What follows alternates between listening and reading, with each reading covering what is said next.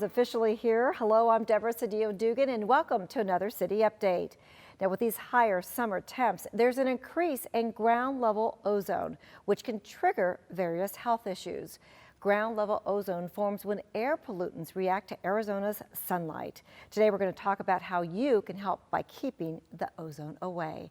Joining us today is one of the city's air quality specialists, Joe Gibbs, and Bob Huhn from the Maricopa County Air Quality Department. Gentlemen, thank you so much for joining us today. Thanks, Deborah. Good morning. And Deborah. to talk about this very, very important issue, because, you know, we all love our sun and we love the valley of the sun, but it's hot out there, and that means ozone is happening, or the ground level ozone.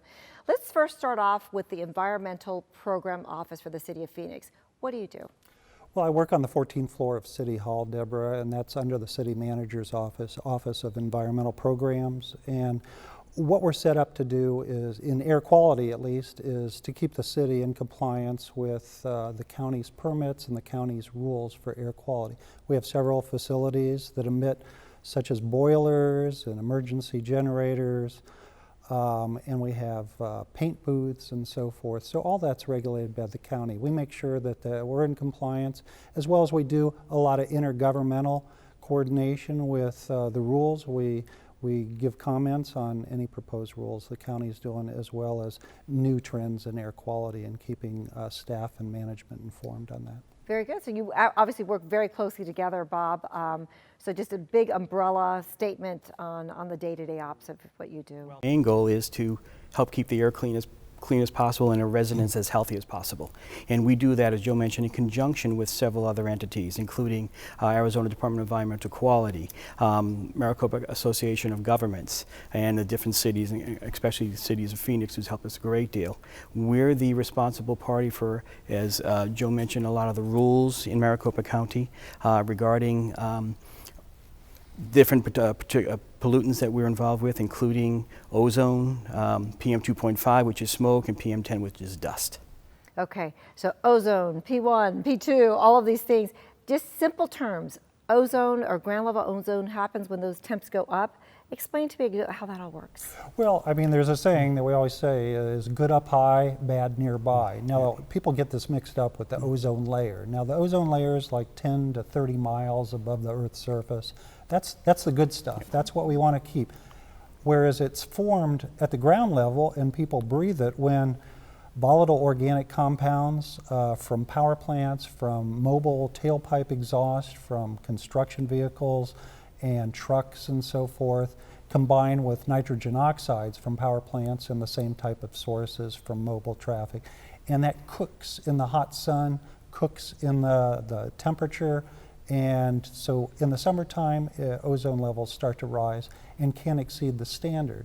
Now, if you look at all the areas of the Southwest, Southern California, Las Vegas, ozone, and Phoenix, that's where the big players are for problems with ozone. I mean, we're the sixth largest country we're the sixth largest city in the country, so obviously lots of cars, a lot of things are out there too. So you mentioned the standards. What are the standards? They've changed. They've changed, and as more research comes out through the scientists that EPA manages, that they're finding out that even lower levels still have impacts on the most susceptible population. These are our children, our elderly, people with pre-existing respiratory ailments, COPD, asthma, valley fever here, valley fever, absolutely, that type of thing. So they're finding that even at lower levels, so even though our levels have been dropping, there's a 5.7 decrease over the last 20 years in ozone levels within Phoenix, they still lower the standard. So what's going on is that we have to work harder to make sure our population is protected, even though levels continue to drop. So let's talk about those levels, Bob, because I know that we were talking before the interview too. You were just showing me a chart of where we're at right now, and I know at the time of this taping, we've had some excessive days of the ozone level at a very high level. Correct. And what has happened, Joe's right, the 2008 standard that the Environmental Protection Agency declared was at 75 parts per million. This season, this is the first year the 2015 standard is in effect, it's down to 70 parts per million. So it's much more challenging to be under the health standard. And that's why, even though the air isn't, correct, exactly, even though the air pollution isn't any worse, we're getting many more high pollution advisories, health alerts, and exceedances because of the lower standard. Gotcha. So that's the biggest change that we're facing right now. And why the standard change? Well, I think Joe touched on it too, because they did some research and they noticed that even lower levels can affect folks. Okay, we just talked about So- that. Okay, so I want to circle back about that too, just in regards to the health issues. Maricopa County, in conjunction with the city partnership, I have a very aggressive campaign going right now for people, because health related, chronic illnesses and whatnot.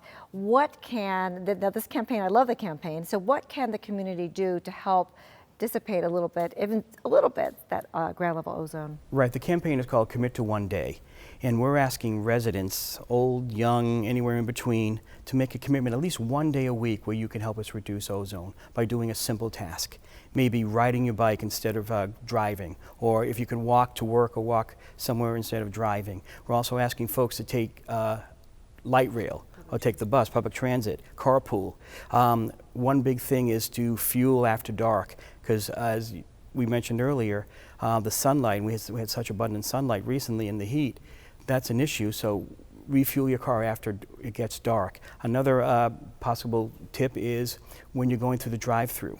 Instead of going through the drive-through, get out, park your car, and get a little exercise when you're eating that milkshake, or that double Whopper, whatever you're getting. Right, yes.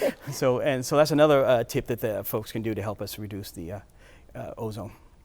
Well, Joe, the city is doing their part as well to help with the environment, especially with our fleet services, correct? Absolutely. I'm going to put in a plug for the fleet services, because to combat ozone and other pollutants, we have the largest alternative fuels fleet in the country. As a matter of fact, the Clean Cities Coalition for Valley of the Sun has been rated #1 above Southern California and Chicago and New York, even though they have higher populations.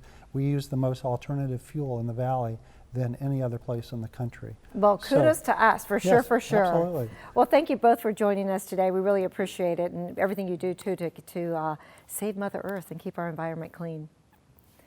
I also want to just mention to you that you can commit one day to help keep ozone away. So I just want to recap what Bob just said, and Joe as well. Some of the things you can do is bike to work. You can bike to school, ride public transit, carpool, walk, fuel after dark, and sweep it up.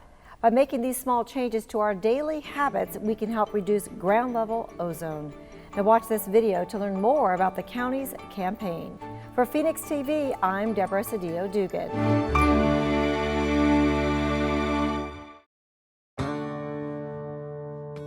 We're busy people. We're going places. We're doing our jobs. We're having fun. We're keeping up with life. And all along the way, we're harming an essential element to life itself: the air. Our daily activities, the way we get around town, the way we do our jobs, even the way we maintain our lawns, it all adds up, and it's making our air here in Maricopa County unhealthy to breathe. All of us see it, all of us feel it. The dust, the particulates, the smoke, and it's no surprise who it affects most. Children, the elderly, people with lung disease, heart disease, and asthma. Clearly, something has to change. And the Maricopa County Air Quality Department is committed to making sure that happens.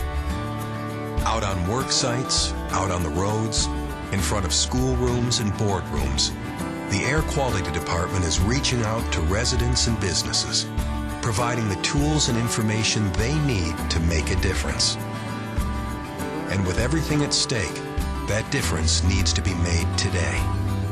Billions of dollars in transportation funding are at risk. Further, more stringent air quality regulations are looming. And lives all across the county are being affected each day. It all comes down to choices. If more people choose to carpool or take public transportation, if more people put down their leaf blower and pick up a broom, if more households conserve energy, and more employers work with their people to ensure compliance, we can stop making unhealthy air and start making clean air. It's everyone's responsibility. We all have to do our part. We all need to bike more. It's our mess. We need to clean it up. Go to cleanairmakemore.com. Make the clean air commitment and make a difference. Clean air. Make more.